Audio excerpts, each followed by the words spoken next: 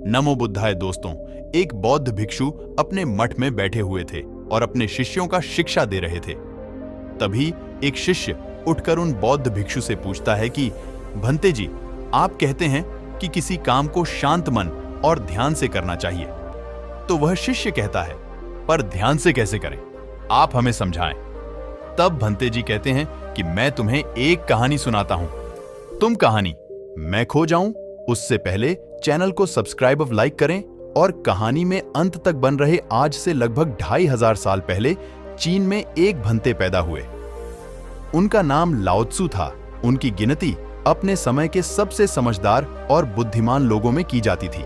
यहां तक कि चीन के सम्राट तक भी उनके पास सलाह लेने आया करते थे, क्योंकि लाओ त्सु की बुद्धिमानी के सैकड़ों कहानी प्रसिद्ध थे और पूरे चाइना में उनका बड़ा मान सम्मान भी था। एक बार कुछ ऐसी घटना घटी। सम्राट के दरबार में एक व्यापारी आया। उसके पास 2 फूल थे।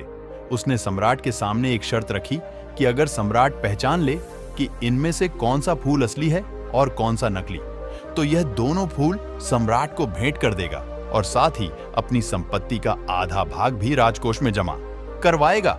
लेकिन अगर सम्राट नहीं पहचान पाए तो फिर उतना ही धन सम्राट को व्यापारी को देना पड़ेगा। सम्राट ने शर्त मान ली। अब सम्राट के सामने 2 फूल लाए गए, जिनमें से एक असली था, दूसरा नकली। लेकिन दोनों में फर्क कर पाना बड़ा मुश्किल था, क्योंकि देखने में दोनों बिल्कुल एक जैसे लग रहे थे। जिस कारीगर ने उसे नकली फूल को बनाया वह इतना कुशल था कि उसने इतनी बारीकी से असली फूलों की नकल की थी कि दोनों में फर्क कर पाना बड़ा मुश्किल हो रहा था।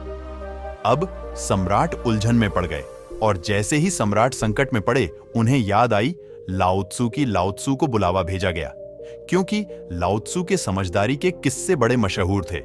इसीलिए व्यापारी भी थोड़ा सा घबरा गया। हालांकि वह लाओ त्सु से कभी मिला नहीं था, लेकिन उसने उनके बारे में सुना बहुत था। लेकिन लाओ त्सु बहुत बुद्धिमान व्यक्ति हैं। लाओ त्सु तक संदेशवाहक ने संदेश भेजा कि सम्राट एक दुविधा में फंस गए हैं कि 2 फूलों में पहचान करनी है, लेकिन सम्राट पहचान नहीं पा रहे हैं। लाओ त्सु सम्राट के दरबार में पहुंचे। लाओ त्सु ने उन दोनों फूलों को बड़े ध्यान से देखा और उन्हें फर्क पहचानने का प्रयास किया। लेकिन लाओ त्सु भी दुविधा में पड़ गए। वह भी थोड़ा परेशान हुए, भ्रमित हुए कि इनमें से कौन सा फूल असली और कौन सा फूल नकली, क्योंकि देखने में दोनों फूल हूबहू एक जैसे थे। लाओ त्सु को भी उनमें अंतर कर पाने में बड़ी मुश्किल हो रही थी। फिर लाओ त्सु ने व्यापारी से थोड़ा सा समय मांगा और वह टहलते हुए दरबार की खिड़की तक गए और उन्होंने उसे खिड़की को खोल दिया।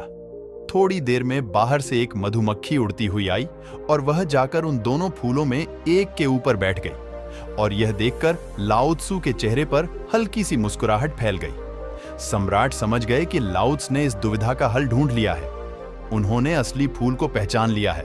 तभी लाओ ने कहा कि बाएं हाथ की तरफ रखा हुआ फूल असली है और दाएं हाथ की तरफ रखा फूल नकली है। व्यापारी बड़ा हैरान हुआ, क्योंकि वह भी कभी कभी बीच बीच में वह यह भूल जाता था कि कौन सा फूल असली है और कौन सा नकली।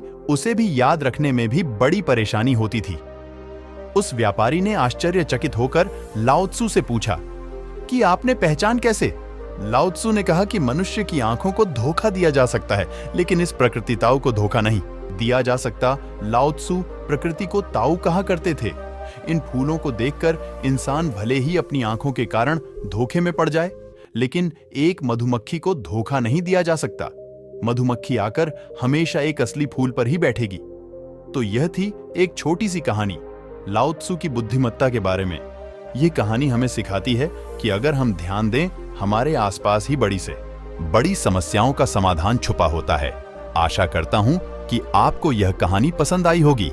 आपके जीवन की देवताओं में यह कहानी आपके काम आएगी। धन्यवाद। नमो बुद्धाय।